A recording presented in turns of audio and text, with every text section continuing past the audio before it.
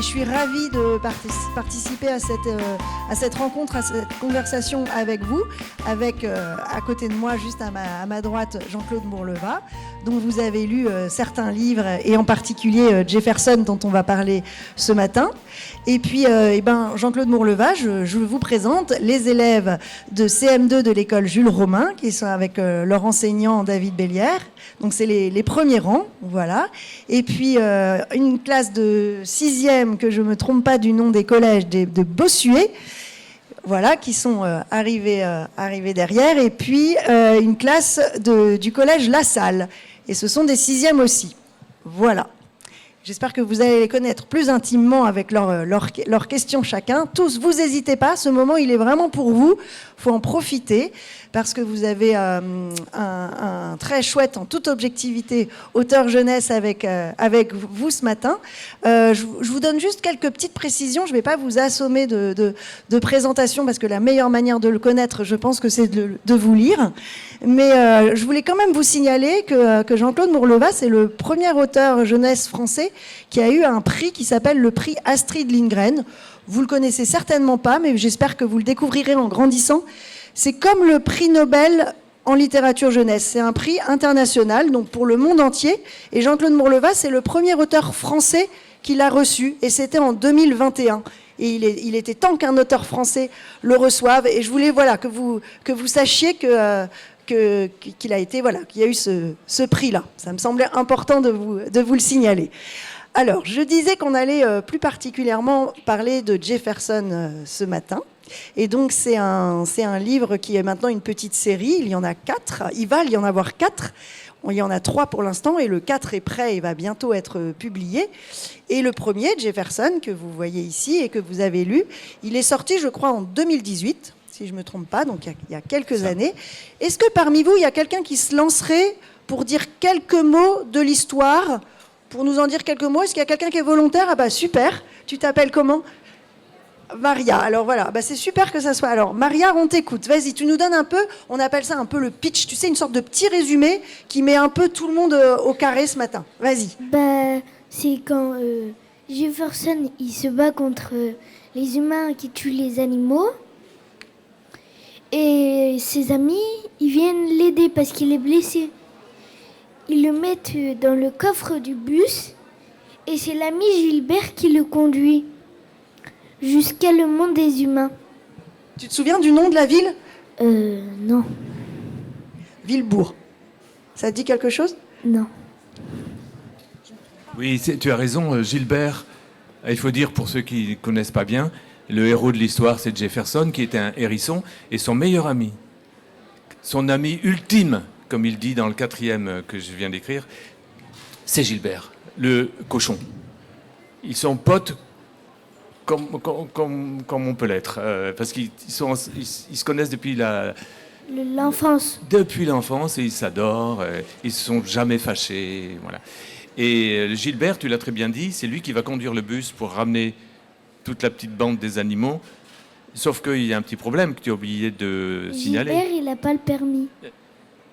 Mais qu'il n'ait pas le permis, c'est pas si grave. Enfin, je devrais pas dire ça. C'est pas ça le problème. C'est qu'il ne sait pas conduire. Il n'a jamais conduit. Et quand on te met au volant de la voiture de ton père parce que tu as 14 ans, pour essayer, c'est une chose. Mais quand tu n'as jamais conduit et que tu conduis un car dans lequel il y a 28 animaux et que tu dois faire 250 km, c'en est une autre. Oui. Voilà. Merci, tu as très bien résumé. De rien. Merci beaucoup, Maria. Je voulais aussi vous préciser quelque chose d'important, c'est que cette rencontre, elle est filmée. Et grâce à vos questions, il y a des enfants qui sont hospitalisés à l'école de Brive qui vont pouvoir regarder cette émission et participer à cette rencontre. Donc grâce à vous, grâce à Jean-Claude Mourleva, et grâce à ce moment-là, pourra être partagé avec d'autres enfants. Voilà, je voulais absolument vous dire ça aussi. Alors, pour commencer, moi, je voulais juste commencer par une petite note qui est écrite au tout début du livre. Peut-être que vous l'avez lu. Le pays où cette histoire commence est peuplé d'animaux qui marchent debout, parlent, peuvent emprunter des livres à la bibliothèque, être amoureux, envoyer des textos et aller chez le coiffeur. Le pays voisin est habité par les êtres humains qui sont les plus intelligents des animaux. Voilà, je voulais juste, Jean-Claude, avant de se lancer sur les questions des enfants, que vous nous disiez quelques mots sur cette petite note et ce pacte que vous tissez avec le lecteur. Alors, les hommes qui sont les plus intelligents des animaux, c'est ce qui est dit, hein. Eh bien, quand j'ai envoyé mon texte à l'éditeur, le manuscrit, comme on dit, la phrase n'était pas tout à fait comme ça, où elle était un tout petit peu plus longue. Elle disait « Les hommes qui sont les plus intelligents des animaux, virgule, dit-on ». Et l'éditeur, qui est intelligent, il m'a dit « Est-ce que c'est bien utile de dire « dit-on » ? Les gens ne sont pas stupides, ils comprennent bien que lorsque tu dis « les hommes qui sont les plus intelligents des animaux », c'est ironique. Il y a une petite réserve quand même, hein, parce qu'on n'est pas sûr que... D'abord, la phrase suppose que nous sommes des animaux. Lorsqu'on dit l'homme, c'est le plus intelligent des animaux, ça veut dire qu'il est un animal lui-même. Et il y a beaucoup de gens que ça choque, ça, qui n'aiment pas qu'on dise ça. Non, il y a les animaux, et puis il y a nous, les êtres humains. Moi, je soutiens qu'on est une espèce animale très particulière. Ça, je veux bien le reconnaître. Mais on est une espèce animale. Et qu'on a droit au respect, mais que les autres espèces ont droit au respect aussi. Et on ne leur donne pas, malheureusement. Donc, dans le livre, j'essaie de m'élever contre tout ça. Moi, je veux faire la leçon à personne, bien sûr. Quoique, pourquoi pas ? Un petit peu, parfois, oui. Mais moi, je mange plus de viande depuis 12 ans. Je me porte super bien, hein. Mais j'en ai mangé pendant très longtemps, toute ma vie, sans me poser de questions. Et puis, il y a 12 ans, je me suis posé des questions grâce à mes enfants. Et puis voilà, j'ai changé ma façon de vivre un petit peu. Parce que savez-vous que chaque jour, en France, on tue 3 millions d'animaux pour les manger. Chaque jour, hein, pas par an. 3 millions, c'est vraiment, je trouve que c'est un peu beaucoup. Et on pourrait être un petit peu plus raisonnable, quoi. Je ne souhaite pas, et j'arriverai jamais à obtenir ça, que tout le monde arrête de manger de la viande et devienne végétarien. Non, pas du tout, hein. Mais qu'on soit plus raisonnable. Voilà, c'est ce que j'aimerais bien. Et en écrivant le livre, je ne l'ai pas écrit pour ça. Je voulais écrire un livre drôle, un livre d'aventure. Mais je me suis dit, si je peux faire passer cette idée un petit peu sur la cruauté humaine, je vais le faire. Et les enfants le prennent très très bien. Ceux qui le prennent moins bien, c'est les adultes. Oh là là, vous allez choquer les enfants. La scène dans l'abattoir, quand même, c'est dur. Je dis non, c'est vous qui la trouvez dur. Vos enfants, ils comprennent très bien ce que je veux dire. Et d'ailleurs, dans la manière dont Maria t'a résumé le livre, tu as parlé du livre. Mariam, excuse-moi, je suis désolée, je n'avais pas entendu le M. Mariam, tu avais déjà senti tu avais eu cette sensibilité vis-à-vis des animaux, on le sentait. Dans cette première partie, on va essayer de parler du roman, et puis après, on posera peut-être des questions plus générales sur le métier d'auteur. Et je crois, on s'est juste mis d'accord avec Zine pour lancer la première question, pour donner du courage. Et puis après, j'espère que ça se fera spontanément, et sinon je suis là. Alors Zine, on t'écoute. Alors, tu vas avoir un micro. Lève peut-être ta main pour que la dame t'aperçoive. Voilà.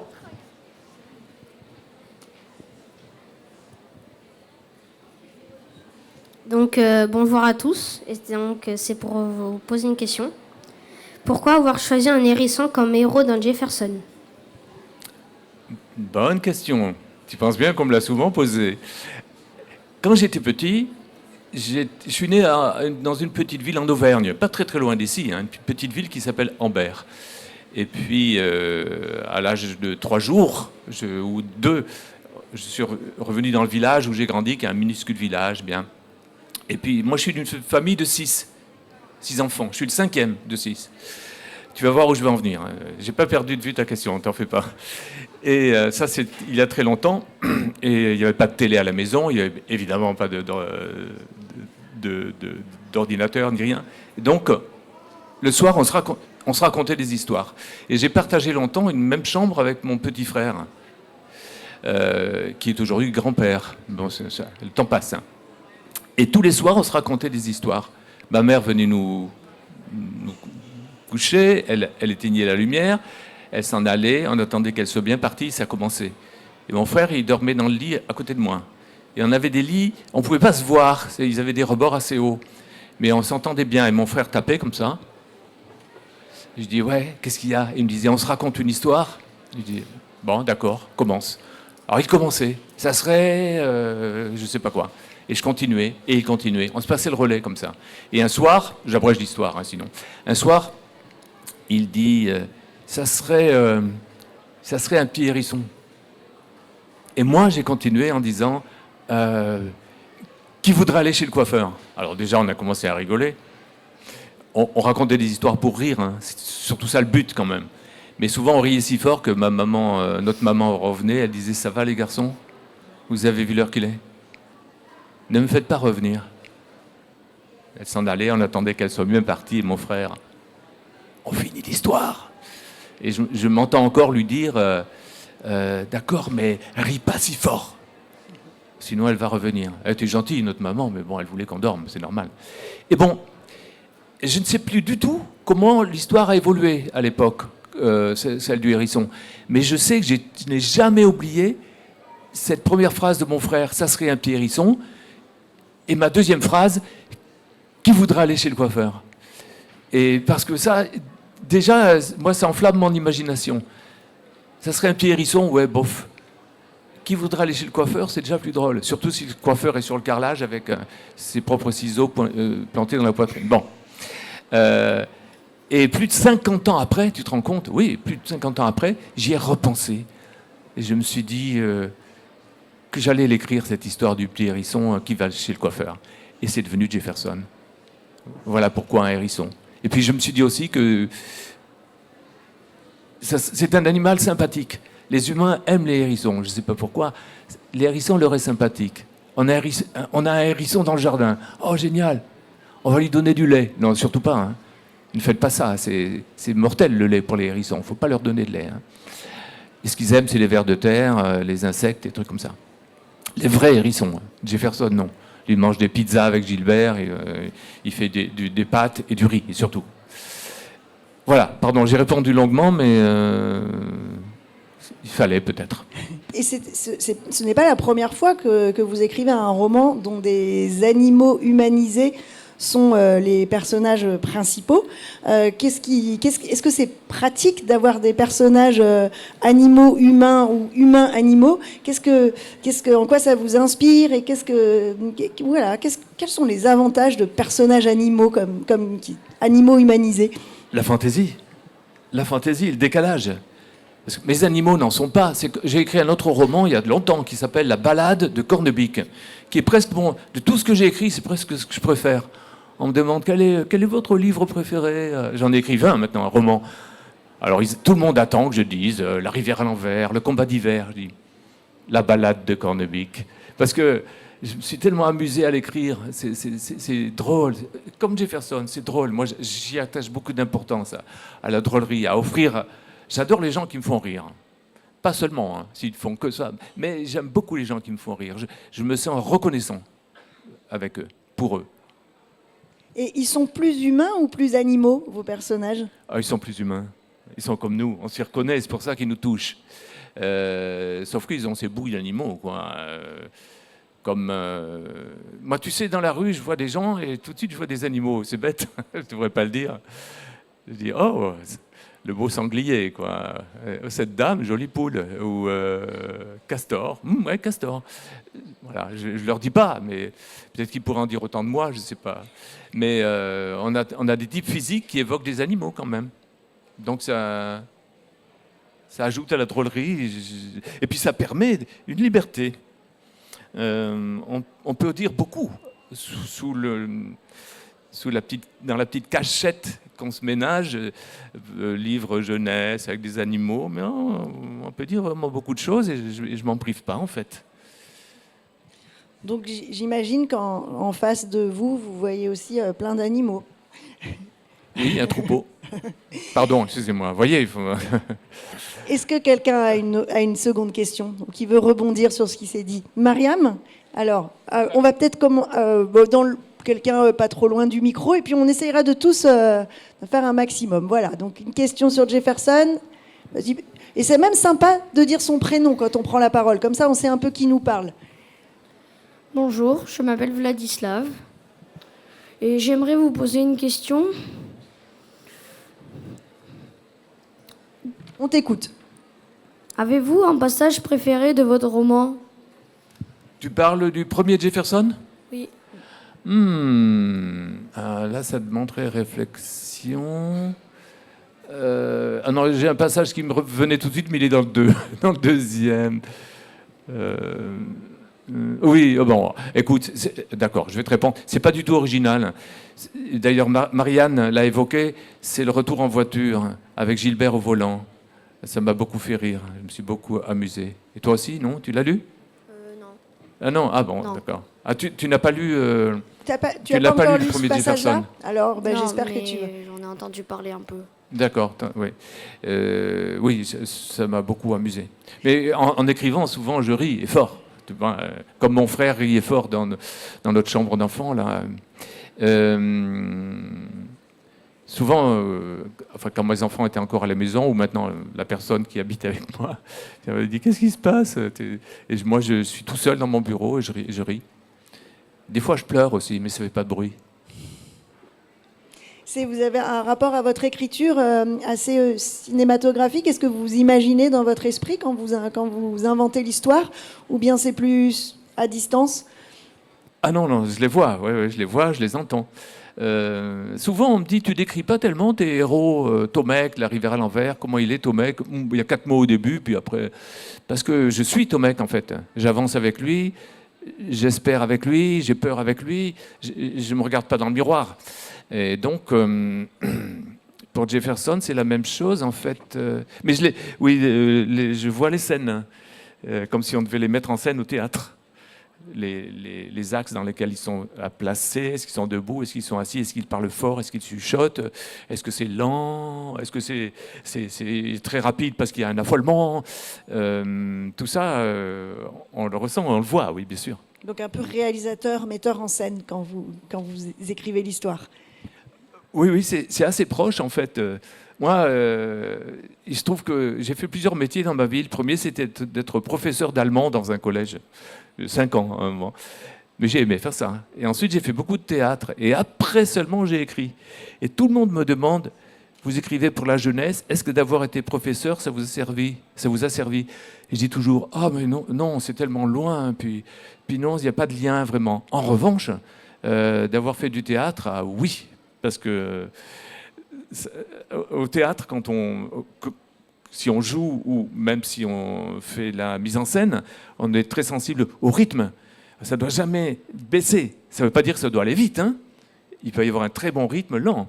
Mais pour continuer à avoir le lien qui nous relie à la salle, l'intérêt des spectateurs, il faut vraiment avoir ce rythme et cet emballement permanent. Et en écriture aussi.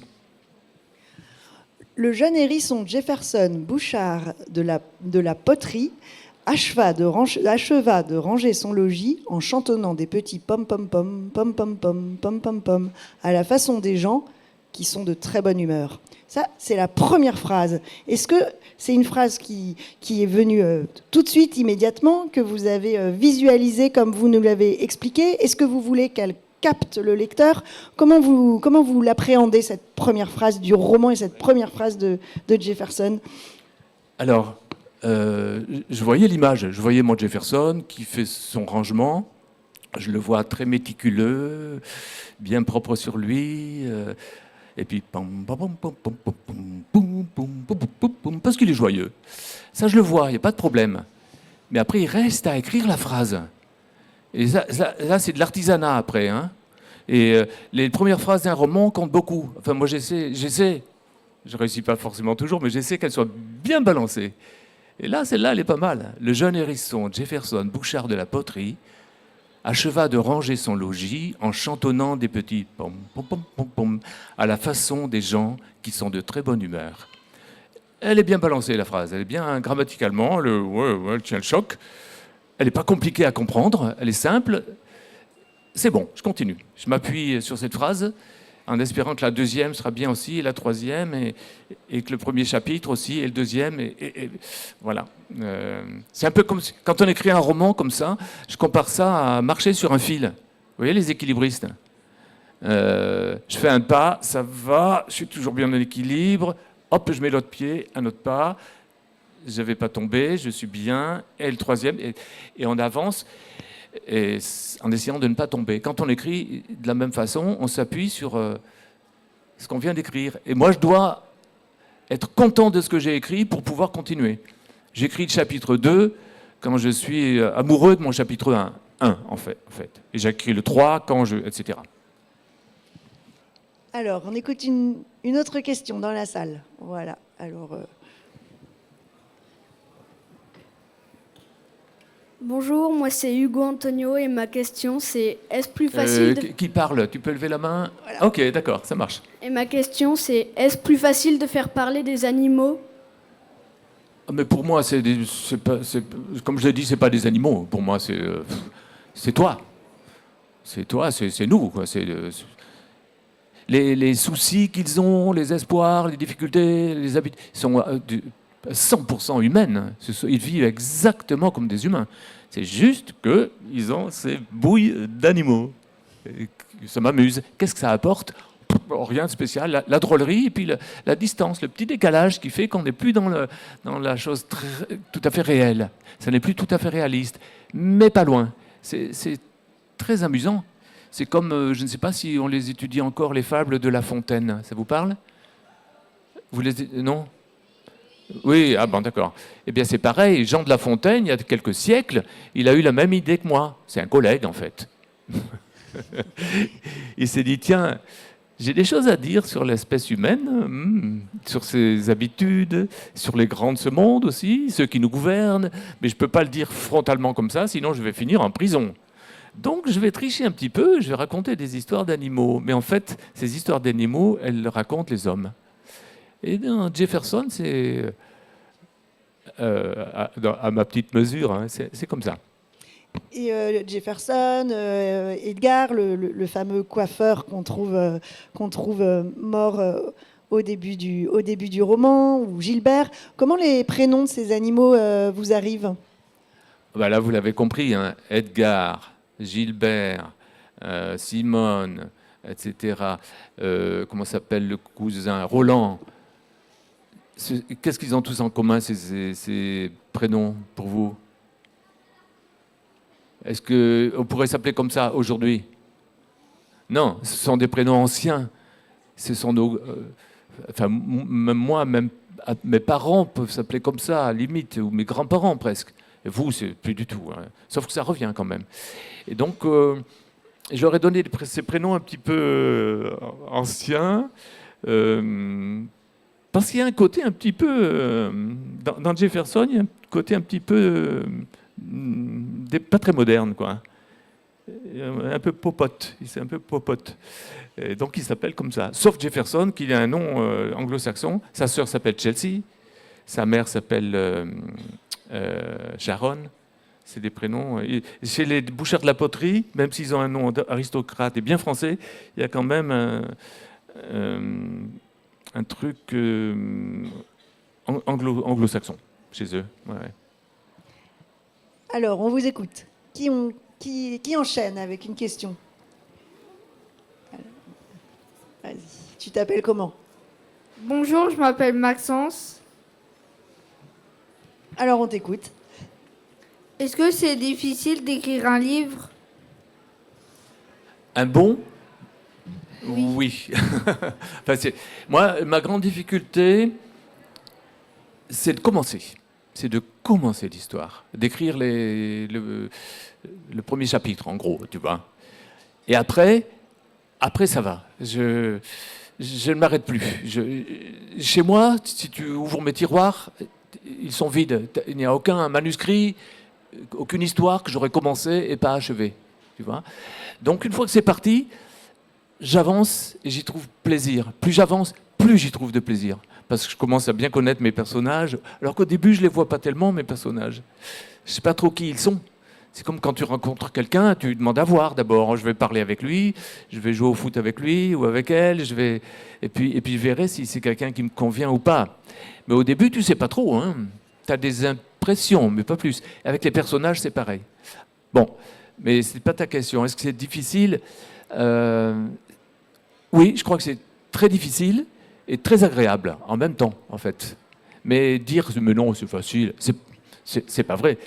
Mais en écrivant, je ne ressens pas ça comme un travail pénible. Oh là, il faut que j'y retourne, il faut que j'écrive le 8e chapitre de Jefferson. Non, non. Je suis ravi d'y retourner. Je suis comme aimanté par mon histoire, tu vois. Quand tu écris une histoire, comme Jefferson ou les autres, tu manges avec, tu dors avec, tu fais les courses avec, tu fais du sport avec. Tu penses toujours, en fait. Mais avec plaisir. Et tu as hâte d'y retourner. Pour préparer cet échange, j'ai relu quelques interviews que Jean-Claude Mourleva a pu donner dans des revues, et j'ai remarqué une phrase qui revenait de temps en temps quand vous parliez de votre écriture, justement, c'était « j'avance à la lanterne ».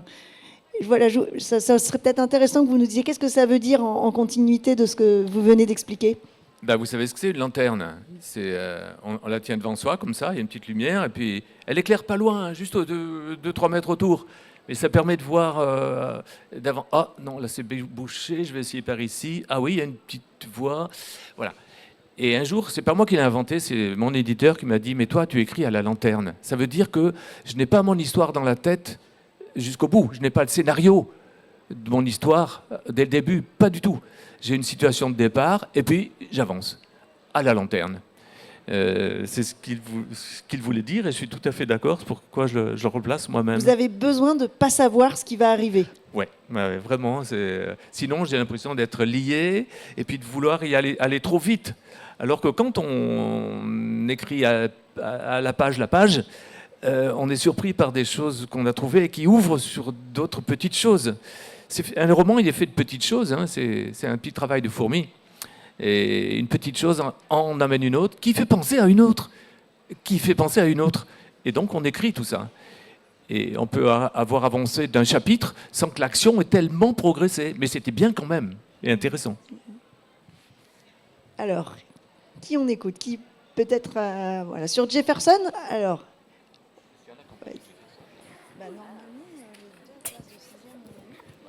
Bonjour, je m'appelle Mélie et j'ai une question. C'est que veut dire le message à mes enfants qui m'ont ouvert les yeux? Ah bien, c'est eux qui m'ont ouvert les yeux sur la consommation de viande, sur les abattoirs, sur les élevages industriels, tout ça. Je le savais, en fait. J'avais bien les yeux ouverts, mais je ne voyais pas. Et donc, eux qui étaient tous les deux très sensibles à ça, et quand ils revenaient à la maison, on les respectait, parce qu'ils étaient jeunes adultes. Ils revenaient à la maison, on ne mangeait plus de viande pour les respecter. Et je me suis rendu compte que ça me convenait vraiment très très bien. Et donc j'ai continué. Et en même temps, vous vous défendez de dire, vous ne faites pas un roman sur un sujet. C'est une petite différence, une petite frontière subtile. C'est ça. C'est ça. Au début de l'histoire, Jefferson, il va chez son coiffeur, le coiffeur a été assassiné. Je ne sais pas pourquoi il a été assassiné au moment où je l'écris. J'en ai aucune idée. Donc, j'avance, et puis au tiers du roman, je dis, bon, il faut quand même énoncer la raison pour laquelle il a été assassiné. Il faut que mon histoire ait un intérêt, quoi. L'enquête, il faut bien qu'elle aboutisse quelque part.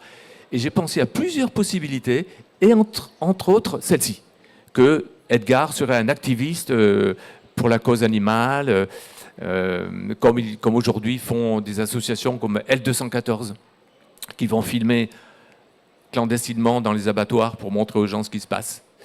Et je me suis dit, voilà, Edgar, il serait un activiste et il l'a payé de sa vie. Allons-y. Donc, mais au début, puisque c'était votre question, je ne savais pas que ça serait ça. Je n'écris jamais pour illustrer une cause. J'écris une histoire comme elle me vient, en essayant qu'elle soit la plus belle, la plus impressionnante, la plus drôle possible. Et puis malgré moi, elle transporte des choses qui sont mes valeurs, on appelle ça comme ça. Mais ça n'est jamais prémédité. Comme si vous continuez, si vous poursuivez la série de Jefferson, vous verrez qu'ensuite, dans le prochain, il y aura une histoire de secte, mais vous vous étiez pas dit, je veux faire un roman pour dénoncer les sectes. Voilà. Alors, je vous écoute. Une autre question, on vous écoute. Une question on essaye de rester encore un petit peu sur Jefferson, et puis on fera la deuxième partie autour de l'écriture. Alors, dans ceux qui ont lu Jefferson, s'il y en a qui veulent rebondir sur des détails, vas-y. Tu t'appelles comment? Elaya. Elaya. Et ma question, c'est sur quel support travaillez-vous? Traitement de texte. Sauf que tous mes premiers romans, j'ai dit que j'en avais écrit 20 à ce jour. Donc les peut-être 8 premiers, ils sont presque écrits entièrement sur des cahiers. Parce qu'à cette époque-là, et aujourd'hui encore, je me déplaçais beaucoup dans les trains pour aller à des rencontres scolaires ou des salons du livre. Et j'écrivais dans les trains, j'avais mes cahiers. Et aujourd'hui, j'ai un petit portable donc, que j'utilise aussi dans le train, donc c'est fini, les cahiers. C'est dommage. Maintenant, c'est tout traitement de texte, ouais. Et ce qui est formidable, parce que moi j'écris très mal, je veux dire, j'ai une mauvaise calligraphie, on ne peut pas me lire presque, il n'y a que moi qui peux me lire. Et puis c'est brouillon, c'est vraiment, si tu voyais mes cahiers, les gens disent « Oh, mais quelle horreur! Oh !» C'est rayé de partout, il y a des flèches, c'est à peine lisible. Et le jour où j'ai commencé à travailler sur le traitement de texte, j'ai dit « Mais c'est fantastique !» Ça s'appelle ordinateur et ça mérite son nom, ça ordonne les choses. Tu supprimes, ça disparaît. Alors sur le cahier, non, tu fais une croix dessus, mais ça reste dessous. Les copier-coller, c'est pareil. Donc l'ordinateur ordonne ton cerveau aussi. Et moi, j'en ai vraiment besoin parce que par nature, je pars un peu dans tous les sens. Il faut toujours me rattraper par le fond de la culotte parce que souvent, on me pose des questions, j'y réponds pas, je passe sur autre chose, je parle un quart d'heure, on me dit « Vous n'avez pas répondu à ma question ». Je dis « Désolé ». Donc l'ordinateur, je veux dire, il aide mon cerveau à être un petit peu mieux structuré et ordonné, ouais, et efficace sans doute. Vous relisez beaucoup? Vous relisez à voix haute? Vous imprimez, vous griffonnez? Comment ça se passe, le travail du texte après? Je relis beaucoup, oui. À voix haute, non. Je lis silencieusement à voix haute. C'est-à-dire, je lis. Le son ne sort pas de ma voix, mais j'entends ça à voix haute. Puis j'aime bien que ça soit fluide, en fait. Que la lecture soit fluide. Peut-être parce que je sais que j'aurai sans doute à la lire. Moi, j'ai enregistré beaucoup de mes romans en livre audio. Donc, j'ai intérêt à ce que ce soit plutôt agréable à lire, pour moi-même. Il y avait Mariam qui voulait reposer une question. On t'écoute. Pourquoi avoir choisi comme personnage principal l'hérisson? La question a déjà été posée tout à l'heure. J'ai expliqué que c'était quand j'étais petit avec mon frère, tu sais, on avait inventé une histoire de hérisson. Okay. Et c'est pour ça. D'ailleurs, votre frère, il s'en souvenait de comment il a réagi quand l'histoire a enfin été un roman? Alors ça, c'est un grand mystère et une chose qui m'a stupéfait, c'est que j'ai raconté 2000 fois devant tout le monde cette histoire de mon petit frère, du hérisson et de notre chambre d'enfant, tout ça. Et puis, le temps a passé et un jour, je l'ai revu. Mon frère, je lui ai dit, tu sais que je parle toujours de toi? Il me dit, ah bon? Oui, parce que quand je parle de Jefferson, j'explique, tu te rappelles, quand on était petits, les histoires? Ah bah oui, je m'en souviens, il y avait ci, il y avait ça, il y avait ça, oui. Et les frères Baudonnat, oh là là, bon, etc. Et je dis, et le hérisson qui va chez le coiffeur, et le coiffeur est mort, tu te rappelles? Non. C'est pas vrai, tu te rappelles pas? Il a une très bonne mémoire, mon frère, meilleure que la mienne. Il a dit, non, mais ça, je ne me rappelle pas de hérisson. Alors je dis, mais est-ce que je l'ai imaginé? Et maintenant, je ne sais plus. Je continue à raconter l'histoire, mais je suis tellement sûr que je l'ai pas. C'est le roman du roman. Ah oui, c'est le roman du roman. Mais quand on passe sa vie à imaginer des fictions, parfois, il y a un petit... c'est assez poreux entre la réalité et les histoires. Souvent, à la maison, on parle de quelque chose, je dis, ah ben c'est comme... Et on me dit, mais attends, toi c'est une histoire, une fiction que tu dis, là, c'est pas la vraie vie. Je dis, pour moi, si, un peu quand même. Alors, on vous écoute.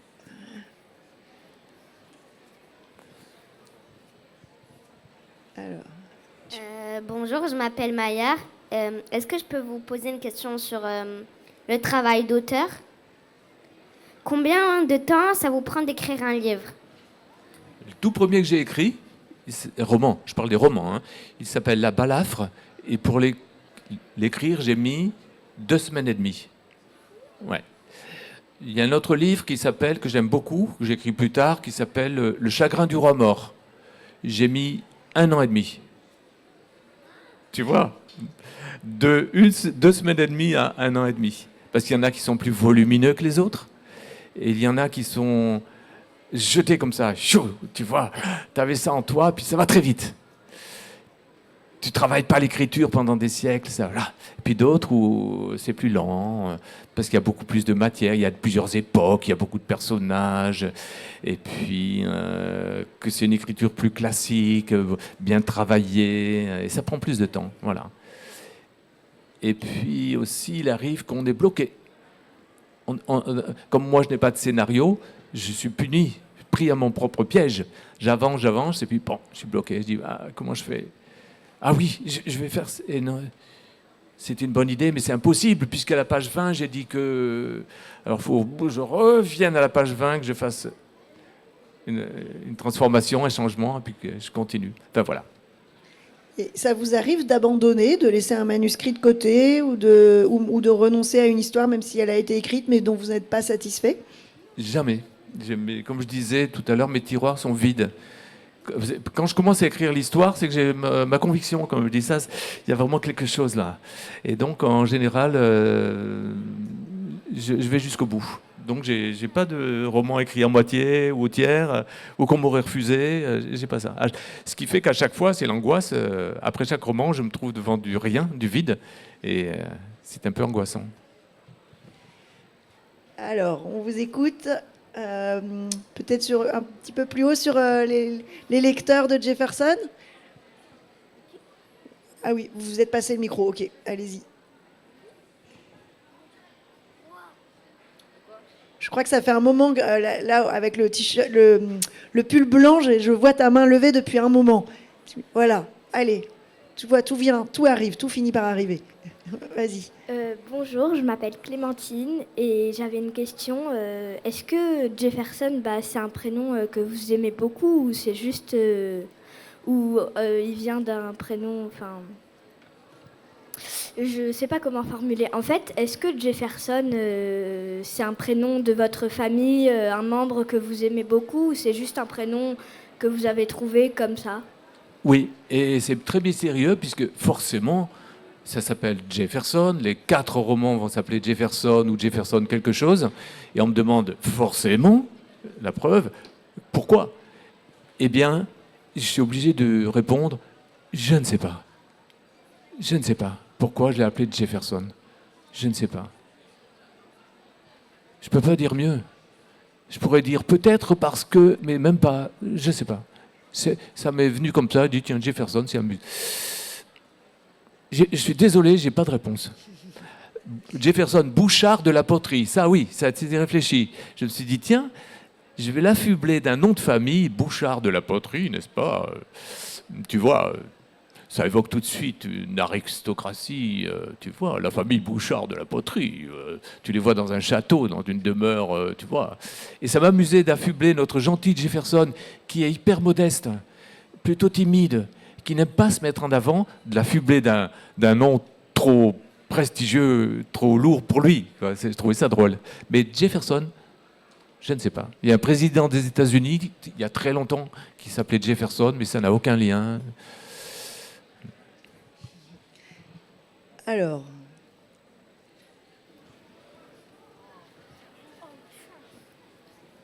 Bonjour, je m'appelle Sofiane. C'est quoi le premier livre que vous avez écrit? La Balafre. C'est un roman qui n'est pas très long.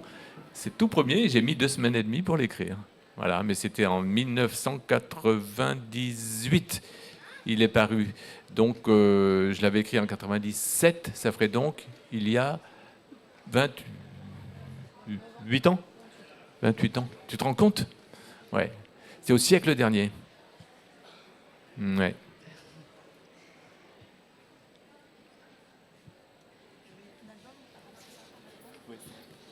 Bonjour, je m'appelle Amine. Est-ce qu'un jour, pensez-vous prendre la retraite et d'arrêter d'écrire? Non. Techniquement, j'y suis à la retraite. J'ai l'âge d'être à la retraite et j'y suis. Mais j'ai le droit de continuer à écrire des livres et à les publier. Donc je le fais parce que j'adore ça, en fait. Tout simplement. Donc ma réponse est non, je ne compte pas prendre ma retraite. Je crois que... Écrivain un jour, écrivain toujours. Oui, c'est ça. Je ne sais pas ce qui pourrait m'arrêter d'écrire. Une fois dans une classe, j'ai posé la question aux élèves. J'ai dit, mais qu'est-ce qui pourrait m'empêcher de continuer à écrire, à votre avis? Et puis il y a un doigt qui s'est levé comme ça. Et je m'attendais à ce qu'ils disent, le manque d'inspiration, la fatigue. Non, il a dit, la mort. J'ai dit oui, merci. En quoi il avait absolument raison finalement. Et si je ne me trompe pas, Jefferson, c'est le premier comme ça où il y a 4 tomes, qui est vraiment une petite série qui prend cette configuration-là. Qu'est-ce qui remet la machine en route pour relancer une nouvelle aventure de Jefferson dans votre envie, dans votre... La difficulté à quitter cette petite communauté là, Jefferson et ses amis, que j'adore vraiment. Je prends plaisir à le remettre en scène toujours. À chaque Jefferson, je me suis dit, c'est le dernier. Mais voilà, on en est à 4. J'ai dit le 4e, cette fois, c'est le dernier. Mais je ne sais pas, en fait. Mais là, je suis lancé sur d'autres projets. Mais peut-être qu'il y en aura un autre, peut-être. Mais je ne voudrais pas être lié, quand même. Je ne voudrais pas, surtout, que ça m'empêche d'écrire d'autres choses différentes, nouvelles, qui compteraient vraiment pour moi. Parce que quand on écrit 3 Jefferson ou 4, c'est un peu pareil. Et puis, mon premier Jefferson, celui que vous avez lu apparemment, il a eu, je ne sais plus, 22 prix littéraires. C'est fou, hein? Et le deuxième, vous savez combien il en a eu? 0. Et le troisième? 0. Parce que les gens, ils ne donnent pas un prix littéraire à une suite. Ça a été récompensé une fois, c'est bon, c'est Jefferson, quoi. Et donc je pourrais bien décrire des fois 25, ça ne ferait pas tellement avancer le schmilblick. Donc, je ne sais pas. Alors en même temps, je vous encourage à les connaître tous parce que c'est rond, il y a des échos, il y a des passerelles entre chaque roman. On a fait la connaissance avec les personnages dans le premier et puis ça s'épaissit de livre en livre. Mais en même temps, vous concevez quand même chaque roman comme une histoire indépendante. C'est-à-dire qu'on s'arrête à la fin d'un Jefferson, on a une vraie fin. Oui. Et puis le temps passe. C'est-à-dire, dans le deuxième Jefferson, il a 2 ans de plus que dans le premier, et etc. Dans le premier, il est en première année à l'université, il étudie la géographie. Ensuite, il passe sa licence, et dans le 3, il était en Master 2, et dans le 4, il travaille. Oui. Alors... Bon, j'ai un petit regret, pardon. J'aurais dû, très gentiment, vous enlever tous et à toutes vos papiers. J'aurais dû faire ça, je suis désolé, parce que là, vous êtes là, ma question, vous levez le doigt, ça vous empêche un peu d'écouter. Mais ça fait rien, c'est trop tard et je vous comprends 1000 fois, mais j'aurais pas dû vous laisser vos papiers, c'était une erreur. Allez, oui. Pourquoi avoir choisi la maltraitance animalière comme thème? Qui parle? Oui, d'accord. Tu t'appelles comment? Timothy. Oui. Pourquoi avoir choisi... ma question est pourquoi avoir choisi la maltraitance animalière comme thème? J'en ai parlé un petit peu tout à l'heure. C'est un thème qui me tient à cœur. Parce que... Tu sais, tout à l'heure, Maya avait demandé aussi pourquoi c'était dédié à ses enfants qui lui avaient ouvert les yeux. Ça a commencé un petit peu là. Tu te souviens un petit peu? Il faut bien écouter les réponses pour qu'on puisse avancer, qu'on n'ait pas des questions qui soient trop similaires. Alors là, il nous reste encore un quart d'heure. Et puis en plus, Jean-Claude Mourleva a un petit cadeau à nous faire. On va essayer de garder 5 minutes à la... Je crois que je l'ai oublié. J'ai pas il a oublié le cadeau. C'est pas grave. C'est un meilleur... teasing. Je lirai autre chose. Bon. Mais en tous les cas, il a donc un petit cadeau pour nous à la fin. Mais on a un quart d'heure, alors essayez de bien vous concentrer sur des choses dont on ne connaît pas la réponse. D'accord? On essaye quand vous regardez la question que vous vous apprêtez à poser, réfléchissez 2 secondes de vous demander si on ne l'a pas encore entendu. OK ? Alors, avec le pull bleu, vas-y, voilà. Ça fait un moment aussi que tu as la main levée. Bonjour. Oula. Du coup, je m'appelle Agathe et j'ai décidé il n'y a pas longtemps de devenir romancière plus tard. Et j'aimerais savoir dans quoi est-ce que ça vous a lancé, comment est-ce que vous avez eu l'envie d'écrire ? Je crois que je l'ai depuis toujours. Quand j'étais très jeune, comme toi, je l'avais sans doute déjà en moi, mais je ne le disais pas ou je ne le formulais pas même pour moi-même parce que ça me paraissait absolument impossible. J'ai pas grandi il n'y a pas de livres chez moi. Les livres ont été amenés par mes frères et sœurs de l'école, mais mes parents non, ils ne lisaient pas du tout. Donc il n'y avait pas cette culture-là. Mais secrètement, inconsciemment, je pense que j'en ai toujours rêvé. Mais j'ai fait beaucoup de choses avant, et je suis arrivé à l'âge de 40 ans sans avoir écrit. Tu te rends compte ? Et puis un jour, quelqu'un m'a dit tu devrais écrire. Ah bon, moi ? Ouais, mais je l'ai pas fait. Et puis ensuite, du temps a passé, 2 ans peut-être, et plusieurs personnes, ils m'ont dit, vous devriez écrire. Je dis, ah bon, on me l'a déjà dit, mais je ne l'ai pas fait non plus. Et puis, après, ma femme, un jour, elle m'a dit, tu sais ce que tu devrais faire ? Tu devrais écrire. Et là, je l'ai fait parce que je fais tout ce que me dit ma femme, en fait. Donc, je l'ai fait. Et elle avait 1000 fois raison, j'en suis très reconnaissant. Et ma vie a basculé. Mais ce n'était pas ta question, il ne s'agissait pas de moi, il s'agit de toi là maintenant. Alors déjà que tu en rêves, c'est déjà bien, si tu en as le désir profond, c'est déjà très très bien. Après, il faut se donner les moyens. Donc à ton âge, ça veut dire pour moi, lire beaucoup déjà, parce que tu vas t'armer, tu vois, c'est comme un musicien qui fait des gammes. Tu vas lire des choses, tu vas dire, ouais, ça, j'aime pas trop. Ça, par contre, ouais, c'est bien. Au début, on imite un peu, parce que c'est difficile de créer quelque chose de très personnel. Mais pour créer quelque chose de très personnel, il faut avoir lu beaucoup, beaucoup de choses différentes. Donc, lis. De tout, du mauvais, du bon, du court, du long, des choses faciles, des choses plus difficiles. Tu vois, lis tout et fais-toi une opinion dessus. Et petit à petit, va se dessiner en toi-même ce qui te plaît à toi. Et tu vas pouvoir mettre dans ton écriture ta singularité.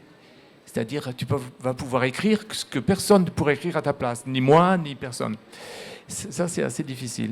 Bon. Merci beaucoup. Et puis, alors, après un conseil très pratique, commence par des choses courtes et finis-les. Parce que tout le monde a commencé à écrire quelque chose. Tout le monde. J'ai commencé à écrire. Alors, secrètement, je ne dis pas parce qu'il ne faut pas être méchant, je dis finissez d'abord, et puis on verra après. Alors, une nouvelle, des choses courtes, mais tu finis. Tu te dis après, celle-ci était bien, celle-ci était moins bien. Ah, celle-là, c'est ma meilleure, je l'ai adorée. Tu vois ?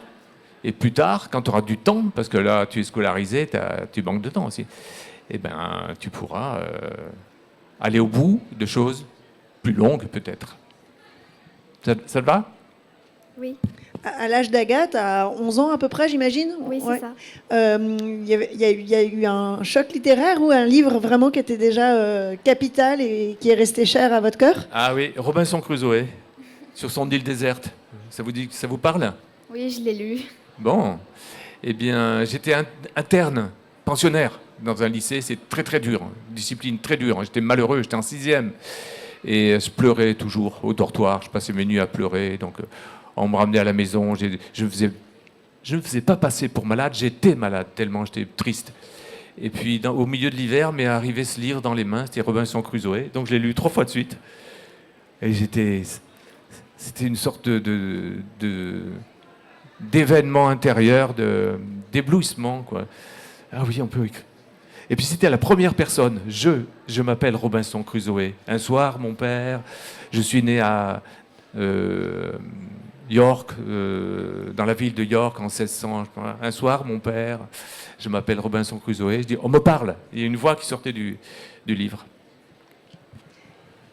Alors, allez-y. En priorité, peut-être ceux qui n'en ont pas encore posé. Et puis, veillez bien à ce que ce soit des questions inédites, qu'on n'a pas entendu. Bonjour. Je voulais savoir où écrivez-vous? Le lieu, c'est ça, le lieu d'écriture. Oui. Le plus souvent, c'est chez moi. Moi, j'ai un petit bureau à l'étage. On a une maison au bord du fleuve, la Loire. Et puis, mon bureau est à l'étage. J'aime bien y être. Mais assez souvent, l'hiver surtout, je suis dans la cuisine. Je descends dans la cuisine. Et puis, quand les beaux jours reviennent, on me dit « Tu sais que tu as un bureau là-haut, tu pourrais peut-être y remonter maintenant. » Ok. Mais j'ai beaucoup écrit dans les trains, ça je l'ai dit tout à l'heure, sur mes cahiers, beaucoup. Mais sinon, c'est chez moi. Mais la réalité, pour le dire franchement, c'est que ça m'est égal. Je peux écrire dans les trains, dans un hôtel, dans un café. Il faut que je sois dans mon histoire, intensément, tu vois. Et alors là, je peux être... j'ai pas besoin d'un stylo spécial, ni d'un lieu spécial, ni de je sais pas quoi, d'un rituel spécial. Non, il faut juste que mentalement, je sois dans mon histoire et je m'accommode d'un peu tout, en fait. Je m'accommode d'être dérangé, de tout ça. J'ai pas de rituel. Alors, là, juste devant, là, voilà. Tiens, voilà. Bonjour. Qu'avez-vous fait comme étude avant d'avoir obtenu ce métier? Alors, j'ai été professeur d'allemand pendant 5 ans autrefois, donc j'avais fait des études de langue, allemand, anglais. Mais pour écrire, il n'y a pas d'études spéciales. Hein. Ça n'existe pas vraiment. Il y a les ateliers d'écriture, peut-être. Moi, je n'en ai jamais fait. Mais le conseil donné à Agathe, de lire peut-être. D'ailleurs, il y a une certaine place donnée aux livres dans le Jefferson. Alors peut-être avec le pull orangé, je vois pas très bien, et une écharpe blanche, oui, toi. Enfin, c'est un peu au hasard, hein, mais voilà, pour aller un peu vers le fond, parce que je sens...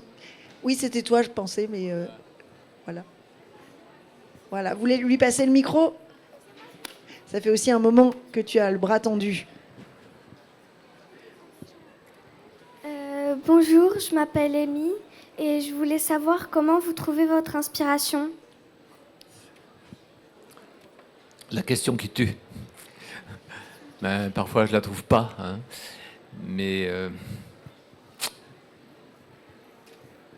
c'est... Alors d'abord, l'inspiration, c'est pas quelque chose qui flotte au-dessus de nous et qui va me choisir moi, parce que moi, je suis écrivain. Tu vois, mais écrivain, c'est marqué ici. Elle me reconnaît l'inspiration, elle descend vers moi et j'écris. Non. C'est vraiment, c'est un combat, tu vois. Il faut faire un effort, il faut réfléchir, il faut buter, L'inspiration, j'y crois qu'à moitié quand même. Je sais pas trop. C'est pas magique. Ah non, il n'y a rien de magique. C'est vraiment... Si je ne fais pas l'effort, tu vois, de trouver un début d'histoire, je ne le trouverai jamais. Je pourrais bien attendre 14 siècles que l'inspiration descende sur moi. Inspiration, viens me voir, je ne sais pas quoi. Non, ça ne descendra jamais. C'est vraiment toi qui dois aller chercher les idées, le texte, les mots avec les dents, je dirais. Hein. Oui. Ça fait encore un petit conseil pour Agathe. Alors, peut-être là au premier rang, ça fait aussi un moment là chez les CM2. Voilà. Vas-y. Bonjour, je m'appelle Eymen. Qu'est-ce qui vous plaît Qu'est-ce qui vous plaît dans le métier d'auteur? La liberté. C'est-à-dire que je décide de tout. Je crée un monde à mon idée. C'est ça surtout que j'adore. Et puis la créativité. Le fait de pouvoir inventer des choses, parce que j'aime bien ça, tout simplement. Depuis le temps où j'étais petit avec mon frère, on inventait des histoires. Et je me rappelle le bonheur qu'on y trouvait. Les rires, l'exaltation. C'était sûrement pas génial toujours, hein, mais nous, ça nous plaisait. Et aujourd'hui encore, je suis toujours le petit garçon qui inventait des histoires dans la chambre avec mon frère, hein, en fait. Ouais. Merci. Bonjour, je m'appelle Thaïlande et ma question c'est est-ce que vous vous faites aider quand vous écrivez des livres? Non, c'est une chose de solitude. Hein. Ça ne veut pas dire du tout, je n'ai pas besoin d'aide, je suis un génie. Non, non. C'est que c'est.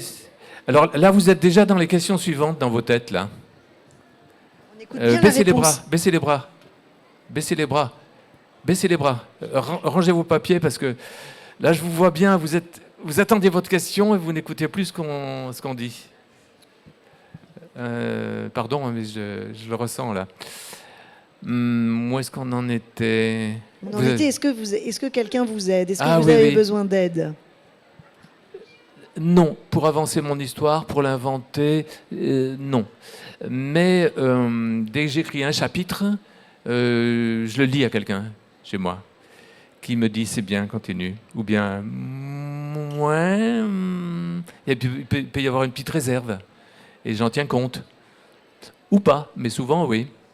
Et puis quand je suis au milieu du roman, à peu près, je l'envoie à mon éditeur. Alors qu'il n'est seulement écrit qu'à moitié. Hein. Et là, ils me disent de la même façon, c'est bien, continue. Moi, ça me suffit. Hein. C'est bien, super, continue. Ok, je ne fais pas fausse route. Je ne suis pas tout seul à penser que c'est bien alors que c'est nul, mais comme c'est toi qui l'écris, tu crois que c'est bien. Non, il y a quelqu'un d'autre, d'extérieur, qui me dit « Ah, on a adoré, c'est drôle ». Et là, tu continues avec encore plus de force. Tu vois.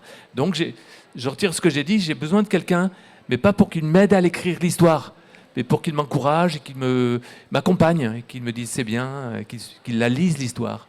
Mais il y a très peu de personnes, en fait. Il y en a deux à la maison, trois, j'en ai trois, c'est ma famille toute proche, qui lisent. Et puis après, sinon, c'est l'éditeur. Et ça vous est aussi arrivé pour des projets qui s'adressaient, pour des livres, des romans qui s'adressaient davantage aux adultes, d'écrire avec une autre personne, avec une autre romancière. Alors c'est pas forcément de l'aide, mais qu'est-ce que ça a changé dans l'écriture d'écrire à deux comme ça? Ah, ça, c'était une autre aventure, magnifique. J'ai écrit 2 romans, effectivement, avec une collègue écrivaine qui s'appelle Anne-Laure Bondou. Et on a écrit 2 gros romans pour adultes. Et ces romans, c'est une correspondance de mails de 2 personnages qui s'envoient des mails. Alors, elle jouait le personnage féminin, et moi, je jouais le personnage masculin. C'est un auteur de romans et une lectrice. Et on s'est tellement amusé... parce qu'on n'était plus seuls, enfin.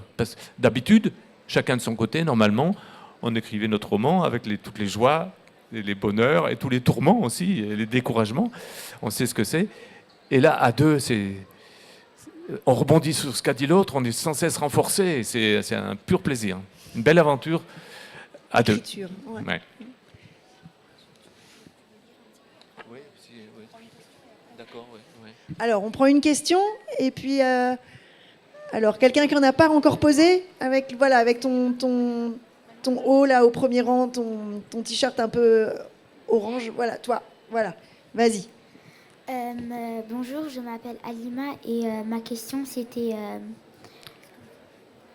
dans les livres de Jefferson, quel est votre animal préféré? J'adore Jefferson, bien sûr. Là, je vais être banal, pas original du tout, hein, mais j'ai beaucoup d'affection pour Jefferson et pour Gilbert, son ami Gilbert, bien sûr, oui. Mais il y a d'autres personnages un peu plus secondaires que j'aime beaucoup. La lapine, Simone, j'adore cette personne. Tu vois, je dis pas cette lapine, je dis cette personne. Et si bien qu'elle revient dans le 2, elle revient dans le 3, et elle revient dans le 4. Oui. Simone est toujours revenue, avec plus ou moins d'importance, parce que j'adore cette personne, ouais, cette Simone, c'est une personne très un peu dépressive, tu vois, qui a beaucoup de tristesse en elle. Et c'est elle qui est prise par une secte dans le Jefferson 2. Elle s'en sort grâce à Gilbert, Jefferson et leurs amis. Et ensuite, elle rebondit, c'est-à-dire elle se renforce. Et tu sais ce qu'elle finit par faire comme travail? Elle travaille dans une radio qui s'appelle Radio Lepo. C'est la radio des lapins.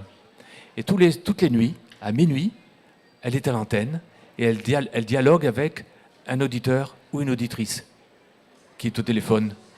Et ils parlent. C'est 2 voix dans la nuit. La personne qui a appelé et Simone. C'est des personnes qui veulent raconter un peu de leur vie, tu vois. Et je me suis toujours appuyé dessus dans les 4 Jefferson, enfin les 3 plutôt, avec Simone qui est toujours là, avec son émission. Et Jefferson, il l'écoute la nuit, tout seul chez lui, dans sa radio, il écoute Simone, qui bavarde avec les auditeurs. Alors, merci à tous. Et puis, on arrive à la fin de cet échange. Donc, on va terminer en écoutant Jean-Claude Mourleva nous faire une brève lecture pour nous emmener vers le texte. Voilà. Donc, j'avais eu l'intention de vous lire le début du Jefferson 4 que j'ai achevé, mais qui ne paraîtra qu'à l'automne 2026, donc c'était vraiment en avance. Hein. Et donc, comme je l'ai oublié, je m'excuse, je vais vous lire le début du Jefferson 3. Jefferson se fâche. Est-ce qu'il y en a parmi vous qui l'ont lu? Non? Bon, ben alors c'est bien. Je vous lis le début, pas tout le premier chapitre, parce qu'on n'a plus tellement de temps, c'est ça? Non, on peut déborder un tout petit peu parce qu'il n'y a pas de rencontre juste après. Ah, d'accord. Donc on peut lire un peu le début et puis... J'y vais. Alors là, vous oubliez bien vos papiers, vos questions. Il y a une rumeur à côté qu'on ne peut pas empêcher, hein, c'est normal, mais là, voilà, les lectures, ça doit être vraiment bien attentif, bien calme. J'y vais. Jefferson se fâche. Note. Dans le pays où cette histoire commence, les animaux marchent debout, parlent, portent des vêtements, conduisent des chasse-neige et écoutent la radio la nuit. Le pays voisin est habité par les êtres humains, qui sont les plus intelligents des animaux. Premier chapitre. Ce dimanche matin-là, le jeune hérisson Jefferson Bouchard de la Poterie fut étonné par le calme qui régnait dans sa maison. Son réveil indiquait 8h30. Il repoussa la couette d'un coup de jambe et resta ainsi, allongé sur le côté, en pyjama, l'oreille aux aguets. Rien. D'ordinaire, il entendait toujours quelque chose depuis sa chambre. Le passage d'une voiture sur la route, le vent dans les branches du marronnier, un craquement de la charpente, le froissement d'ailes d'un oiseau contre la vitre. Ce matin-là, rien. Il se leva, presque mal à l'aise, et marcha vers la fenêtre. Il écarta le rideau et la joie emplit son cœur. Il avait neigé. Oh, pas une de ces petites neiges qui tiennent quelques heures et fondent au premier rayon de soleil, non. Un épais manteau, sûr de lui et d'une blancheur éblouissante. Et le plus joli, c'étaient ces quelques flocons qui continuaient à papillonner dans le silence. Depuis plusieurs années, les étés étaient redevenus des étés et les hivers des hivers. C'était bien agréable. L'année tirait à sa fin et une fois de plus, on aurait de la neige à Noël. Il aurait adoré revenir vers son lit, tapoter doucement une épaule et murmurer « Réveille-toi, il a neigé !» Mais comme il n'y avait personne, il alla à son téléphone portable, resté sur la table de la cuisine, et il appela le premier numéro enregistré. À votre avis, c'est qui? Gagné. Ouais, fit une voix essoufflée au bout du fil. Gilbert, tu as vu ça? Il a neigé. 30 cm au moins. Ouais, je sais, Jeff. Je pars dégager devant mon garage. Il faut que je puisse sortir Titine demain matin. Ah, tu fais un coup de main? Dac, je t'attends. Mais apporte une pelle, j'en ai qu'une. Et ça marche. J'avale mon petit-déj et j'arrive. Gilbert était un jeune cochon heureux, meilleur ami de Jefferson depuis l'école primaire et maintenant chauffagiste de son état. Ses deux biens les plus précieux étaient son éternelle bonne humeur et cette fourgonnette fatiguée qu'il avait affectueusement nommée Titine. Jefferson plongea avec entrain plusieurs tartines de miel et de confiture dans son bol de chocolat chaud. Remettre son anorak, ses gants et son bonnet d'hiver, ressortir ses skis de fond, voir Gilbert, tout cela le ravissait. Le dimanche, qui s'annonçait tristounet, s'était transfiguré en une minute. La gaieté s'était posée sur le monde comme la neige sur la campagne par magie. Merci beaucoup. Merci à tous pour vos Merci questions. à vous. Le premier chapitre, c'est toujours... Merci. Souvent, le début d'un... Merci. Le début d'un roman, souvent, on dit un chapitre d'exposition. Il n'y a pas encore vraiment beaucoup d'action, mais il va y en avoir très vite de l'action. Ah oui. Est-ce qu'on peut connaître le titre du 4 ? Ou il est encore secret ? Ou pas encore décidé ? Il n'est pas encore décidé. Moi, j'avais proposé Au secours Jefferson. Au secours Jefferson. Parce que ça commence par un appel nocturne où quelqu'un l'appelle au secours. Mais à Gallimard, ils n'ont pas l'air convaincus. On va voir. Ça n'est pas décidé. Donc vous verrez l'année prochaine, en septembre 2026, quand le nouveau Jefferson sortira, s'il s'appelle Au secours Jefferson ou si Jean-Claude Mourleva a décidé d'un autre titre avec son éditeur. Et vous connaîtrez le titre secret, le premier. Vous l'aurez entendu aujourd'hui. Je vous souhaite une bonne foire du livre. Vous pouvez continuer, si vous voulez rencontrer Jean-Claude Mourleva, vous serez sur le stand de Gallimard. Et puis, je crois qu'il y a une professeure qui avait une affiche à vous montrer. Voilà.